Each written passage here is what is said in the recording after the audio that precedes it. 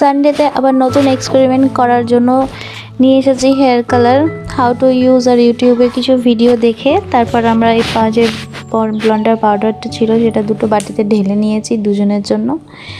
আর তারপর এটাতে যে লিকুইডটা ছিল সেটা দুটো বাটিতে সমানভাবে নিয়ে তারপরে পাউডার আর মিক্সচারটাকে ভালো করে মিশিয়ে নিয়েছি। ব্রাশ ওর মধ্যে ইনক্লুডেড ছিল। তারপর এটা ছিল final colour.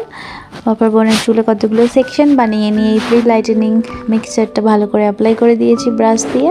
30 minute, almost 20 to 30 minute রাখার পরে শ্যাম্পু করে নিয়ে তখন যে লাইটেনিং কন্ডিশন এরকম এসেছিলো, যেটা দেখে বাড়িতে খুব বকা খেয়েছি যে এরকম দেশি মুরগির মতো কেন হয়েছে। তারপর সেকেন্ড পার্টে সেকেন্ড যে কিটটা ছিল সেটাতেও এরকম লিকুইড ছিল আর টিউব ছিল। টিউব থেকে এরকম নুডলস বের করে নিয়ে তারপর ওই লিকুইডটার সাথে নুডলসটাকে ভালো করে মিক্স করে নিয়েছি। মিক্স করার পর কালারটা খুব সুন্দর এসেছিল। তারপর আবার চুলের মধ্যে অ্যাপ্লাই করে 30 মিনিট মতো রেখে ফাইনাল শ্যাম্পু করার পর এরকম কালার এসেছিল।